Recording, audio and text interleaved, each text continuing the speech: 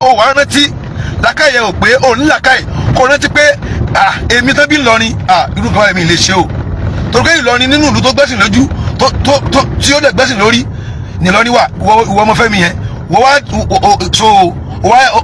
wọ́n dàrẹ́tì fíìmù tí wọ́n ti ń ba ẹ̀há jẹ́ ò ní ṣerú ẹ̀ mọ́ láyé ẹ̀ wọ́n lẹ́tà láìpẹ́ lọ́wọ́ ẹnu àgbo gbogbo ohun tó bá wù ọkọ wo kódà ẹ bá tún kún ẹ bó jàfà ó máa parẹ́ ọlọ́mọ gbọ́ ẹ gbé jáde fíìmù yẹn ẹ gbé jáde. mo fi Ọlọ́run ọba ṣẹ̀rí wípé ọ̀rọ̀ tí mo fẹ́ sọ yìí is not influenced by my own belief or my religion ṣùgbọ́n bó ṣe rí lọ́kàn mi gẹ́gẹ́ bí ọmọ orílẹ̀-èdè Nàìjíríà tó ní right to freedom of expression tọ́pọ̀lọ́ ẹ̀dẹ̀ ń ṣiṣẹ́ fún òun ni mo fẹ́ fi sọ ọ̀rọ̀ tí mo fẹ́ sọ yìí. Fídíò tẹ́ wò tán yìí mo rí about an hour or 2 hours ago. The bone of contention is that film kan fẹ́ jáde bóyá tó jẹ́ Femi Adebayo ló direct ẹ̀ tàbí tó supervise ẹ̀.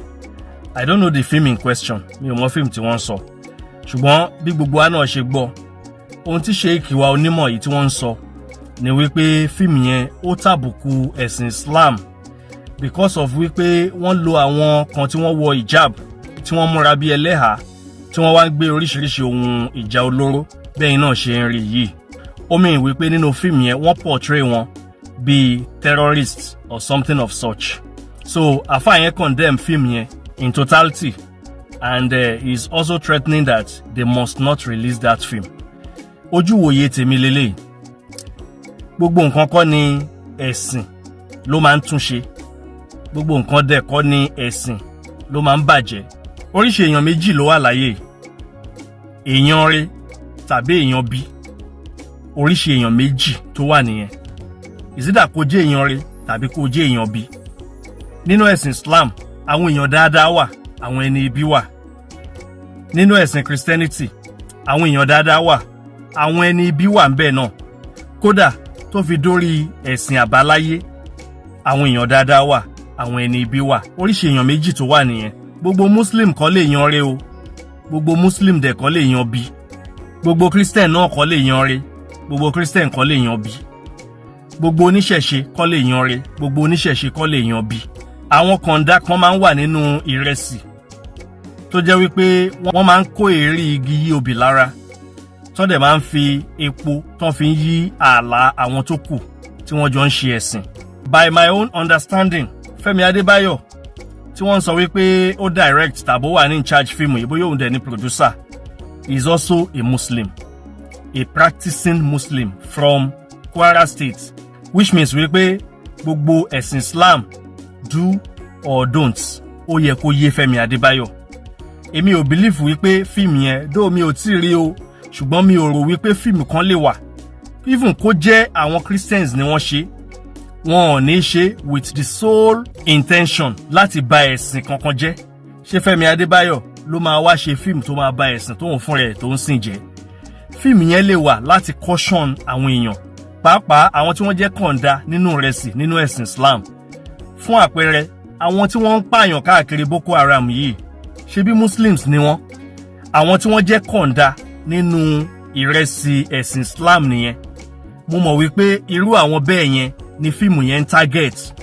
Kò ń ṣe ẹ̀yin tẹ́ ń ṣe ẹ̀sìn tẹ́ dẹ̀ gba ẹ̀sìn yẹn dáadáa tẹ́ ń ṣe ẹ̀sìn Islam yẹn bó ṣe tó àti bó ṣe yẹ.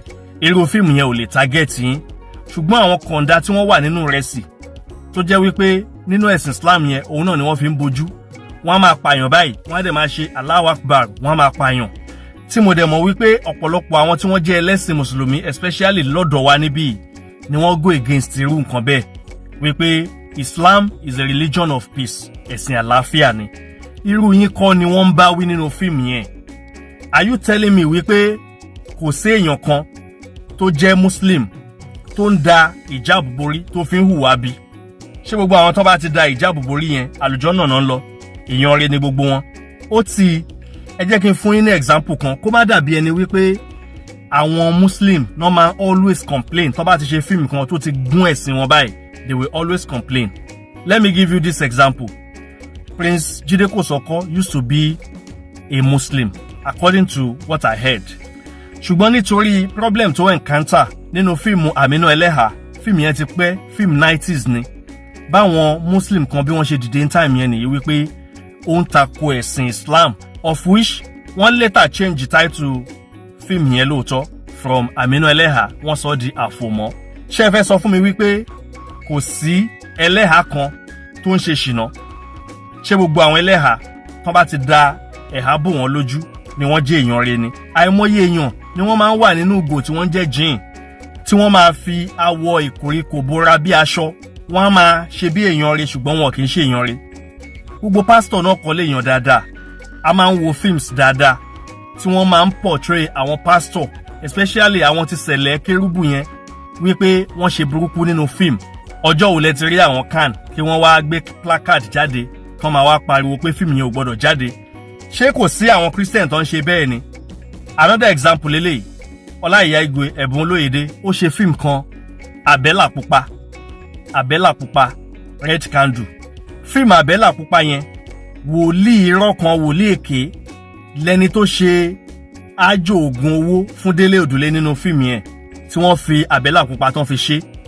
Wòlíì ni káwọn Christians wá dìde ní time yẹn tàbáwọn kan wá sọ pé fíìmù yẹn ò gbọdọ̀ jáde. Ṣé kò sí pásítọ̀ tó ń ṣe bẹ́ẹ̀ ni? Pásítọ̀ tó ń ṣe bẹ́ẹ̀ wà, so wọ́n fi ń caution àwọn tó ń ṣe bẹ́ẹ̀ ni. Àwọn tí wọ́n ń ṣe irú ẹ̀ ni fíìmù yẹn ń bá wí, kò ń ṣe àwọn tí wọ́n gba ẹ̀sìn yẹn dáadáa tí wọ́n dẹ̀ ń ṣe dáadáa.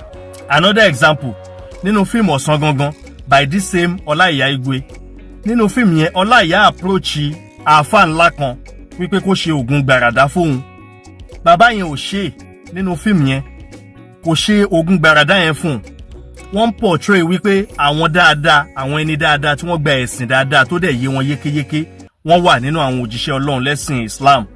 Ohun tó ń portray nìyẹn, ṣùgbọ́n kò mean pé gbogbo àwọn ẹlẹ́sìn Islam tàbí gbogbo àwọn tí wọ́n ń ṣẹ̀sìn Islam ni wọ́n jẹ́ èèyàn dáadáa.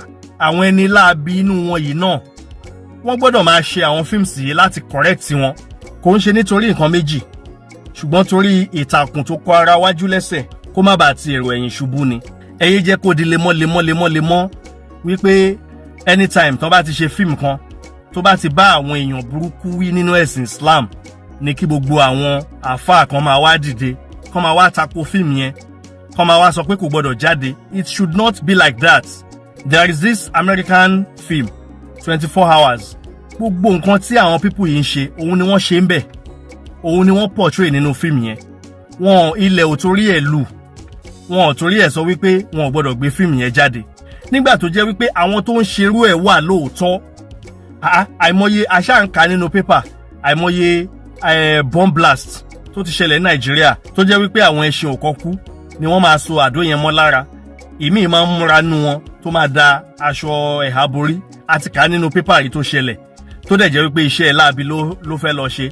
And majority of àwọn tó jẹ́ àgbà ẹ̀sìn Islam, especially nílẹ̀ Yorùbá wa ń bí, ni wọ́n máa ń go against ẹ̀ wípé Islam ò kọ́ wa bẹ́ẹ̀. So tàbá wá rá àwọn tó ń fẹ́ ṣe fíìmù láti fi bá irú àwọn báyìí wí, kò ń ṣe ẹ̀yin tẹ̀ ń ṣe dáadáa ni wọ́n ń bá wí. Àwọn tí wọ́n ń hùwà bẹ́ẹ̀ yẹn ni fíìmù yẹn ń bá wí. Mo dẹ̀ mọ̀ wípé nínú fíìmù yẹn repercussion ẹ̀ máa wà, sí nǹkan máa wà nínú fíìmù yẹn ṣá, tí wọ́n á fi show ẹ̀ wípé repercussion rẹ̀ o fẹ́yàn tó bá ń hu irú ìwà báyìí, tó ń fi ẹ̀sìn Islam tó fi ń dà lóru kiri, repercussion ẹ̀ máa wà láti caution àwọn tó bá fẹ́ tún ṣerú ẹ̀ wípé don't try to do it, don't even try it. Ó yẹ ká ti advance jù báyìí lọ. Everything should not be about religion. So àáfàá wa Sheik, mo kí yín o, ẹ kú iṣẹ́ Ọlọ́run o, Ọlọ́run á san kálukú wa lẹ́san rẹ̀. Ṣùgbọ́n èmi fẹ́ rọ̀ yín àti gbogbo àwọn àgbà ẹ̀sìn Islam tó kù, mo fẹ́ rọ̀ yín wípé ẹ jẹ́ ká ṣe jẹ́jẹ́. Kò sí fíìmù kan tó máa ṣe tí wọ́n máa ṣe láti tàbùkù ẹ̀sìn kankan. Àwọn kọ̀ǹdánù rẹ̀ sì nínú ẹ̀sìn yẹn, àwọn ni fíìmù yẹn ń target. Inú mi dùn pé kò ń ṣe bí Ọdúnládé Adékọ́lá ló ṣe fíìmù yìí, torí àwọn kan á ti misinterpret ẹ̀ wípé tó jẹ́ Christian ni. But Femi Adebayo ló ṣe, is a Muslim, ṣùgbọ́n iṣẹ́ tiẹ̀ ni láti lo film as a medium to correct certain things tó wrong láwùjọ, and that is what they are trying to do. Irú threat bẹ́ẹ̀ yẹn kò dáa. Tí nǹkan kan bá ṣe ẹni yẹn sìn, wọ́n á ní ẹni tó threaten ẹ̀, òun nìkan lọ mú wá. Ẹ jẹ́ ká ṣọ́ra, ká dẹ̀ máa ṣọ́ ẹnu, just like bí mo ṣe sọ láti bẹ̀rẹ̀. èèyàn méjì ló wà, èèyàn re, èèyàn bí. Nínú ẹ̀sìn Islam, àwọn ẹni re dáadáa wà, àwọn ẹni ibi dẹ̀ wà. Nínú ẹ̀sìn Christianity tiwa náà, àwọn èèyàn dáadáa wà, àwọn ẹni ibi wà. Kódà láàárín àwọn oníṣẹ̀ṣe, àwọn ẹni dáadáa wà, àwọn èèyàn burúkú wà. Gbogbo Muslim kọ́ ló máa wọ àlùjànnà, gbogbo Christian kọ́ ló máa wọ paradise. Kò dẹ̀ ń ṣe gbogbo àwọn babaláwo tàbí oníṣẹ̀ṣe ló máa wọná. Ìwà kálukú lọ́lọ́run fi máa ṣèdájọ́ ẹ̀. Ọlọ́run á ṣàánú wa o. I am not against any religion. Mo kàn ń sọ wípé kò yẹ kó rí bẹ́ẹ̀ ká máa tako àwọn tí wọ́n ń ṣe fíìmù láti correct àwọn nǹkan tó wrong láwùjọ. Ọlọ́run á ṣàánú wa o.